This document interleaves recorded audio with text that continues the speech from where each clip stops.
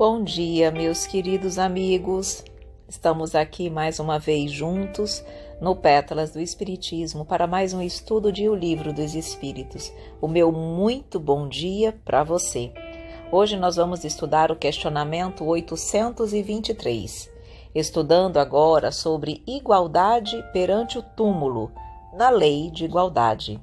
Pergunta Kardec: donde nasce o desejo que o homem sente de perpetuar sua memória por meio de monumentos fúnebres? E a espiritualidade nos diz: último ato de orgulho. No questionamento 823A, pergunta Kardec: mas a suntuosidade dos monumentos fúnebres não é antes devida, as mais das vezes, aos parentes do defunto, que lhe querem honrar a memória do que ao próprio defunto? E a espiritualidade nos mostra: orgulho dos parentes, desejosos de se glorificarem a si mesmos.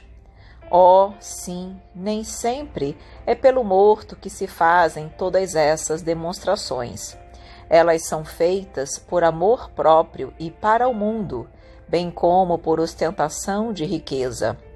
Supões, porventura, que a lembrança de um ser querido dure menos no coração do pobre, que não lhe pode colocar sobre o túmulo senão uma singela flor? Supões que o mármore salva do esquecimento aquele que na terra foi inútil? Então a espiritualidade aqui está nos falando exatamente sobre o orgulho, mostrando que muitas vezes o orgulho se faz presente até mesmo na hora dos momentos fúnebres, dos momentos realmente onde nós estamos ali, em princípio, para honrar, para homenagear a memória de um parente querido. E a espiritualidade nos mostra que, na verdade, essa suntuosidade de determinados monumentos, isso, na verdade, é um ato de orgulho. Por quê? Porque o espírito, ele é lembrado pelo pensamento. Nós já sabemos que os espíritos sentem as nossas vibrações, e as vibrações, elas são emitidas por qualquer pessoa, independente de monumentos, de atos fúnebres. Ela, na verdade, ela pode nunca se aproximar daquele ambiente fúnebre, daquele cemitério onde os seus restos mortais estão ali preservados ou guardados, ou ali foram enterrados. Na verdade, queridos amigos, o que liga o espírito a cada um de nós é o pensamento, é a emoção. Portanto, ele mostra aqui, quando ele fala: supões que a lembrança de um ser querido dure menos no coração do pobre, porque não pode ter um monumento, uma lápide mais sofisticada? Claro que não. Então a espiritualidade nos mostra que esse desejo que o homem sente de perpetuar sua memória de alguma forma através desses monumentos é um ato de orgulho. Mas se é um ato de orgulho, isso já demonstra que eles não são necessários. Na verdade, o espírito não precisa disso. Ele quer ser lembrado pelo pensamento, pela emoção que ele despertou, pelo carinho e pelo amor, e não pelo tamanho da sua lápide, o tamanho desse monumento que lhe é destinado no momento do seu desencarne. Então o Espírito Miramês vai exatamente conversar conosco sobre esse último ato de orgulho. E ele nos diz: os monumentos erigidos nas sepulturas dos poderosos da terra são impulsionados pelo orgulho e pela vaidade, para mostrar à sociedade que a família do morto é poderosa no domínio do ouro. O homem, muitas vezes, ainda a caminho da morte, já sente a desilusão dos bens materiais, não se interessando por essa ostentação. O pobre, neste sentido, é bem mais ajustado, por não sofrer essa perturbação dos que ficaram. Nós temos a dizer que somente levamos para o mundo espiritual o que somos. Felizes daqueles que começaram na terra a sua reforma de sentimentos, que despertaram para Jesus nos caminhos do amor e da caridade, os valores do espírito. Não é preciso ser rico para encher o celeiro do coração. é ter somente boa vontade. O mestre não tinha onde reclinar a cabeça. Entretanto, foi o mais rico de todos os homens, na condição de filho de Deus, igual a todos os homens. Os grandes monumentos de pedra, erigidos nos campos santos, poderiam ser transformados pelas famílias ricas antes da sua feitura em casas para os que se encontram ao relento. Feito em nome do morto, esse gesto seria um alívio para a sua consciência, como também para os que ficaram. O custo de um túmulo corresponde à alimentação que poderia ser oferecida a muitos famintos, assim como muitos outros gastos inconvenientes que se fazem na terra por orgulho e vaidade, ignorância e prepotência.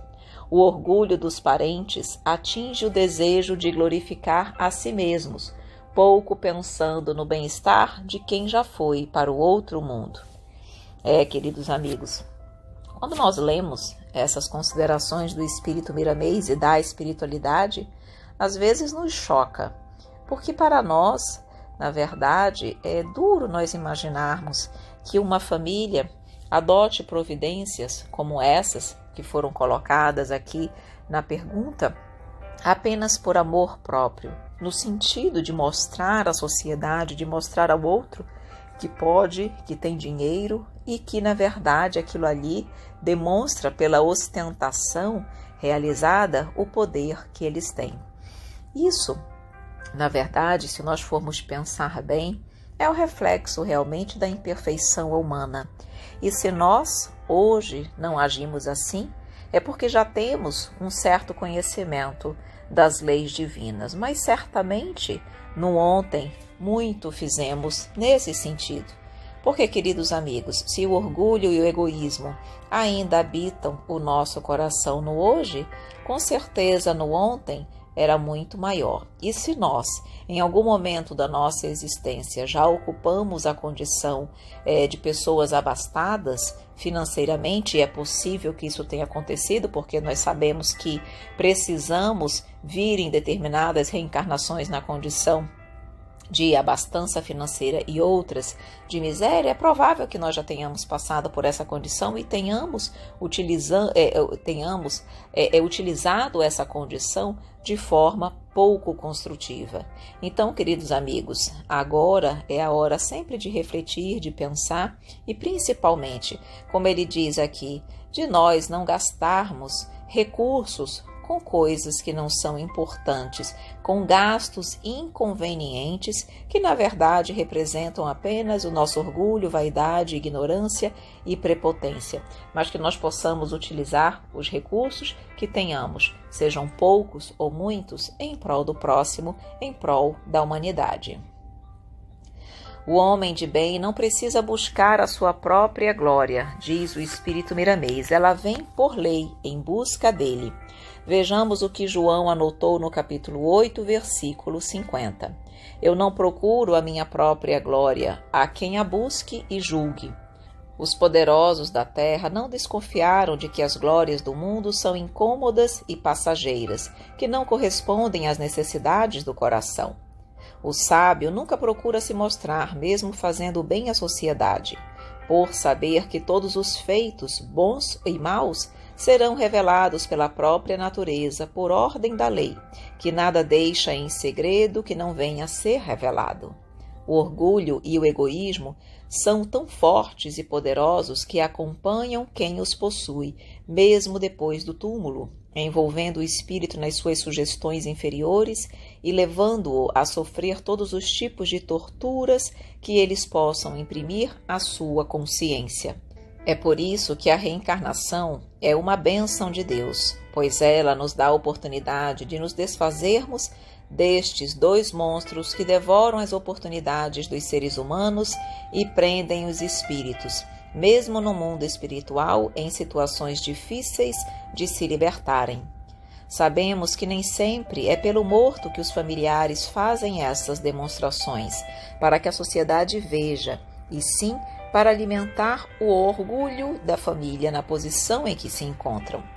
Infelizes desses homens que ignoram seus destinos. Entretanto, o tempo os educará.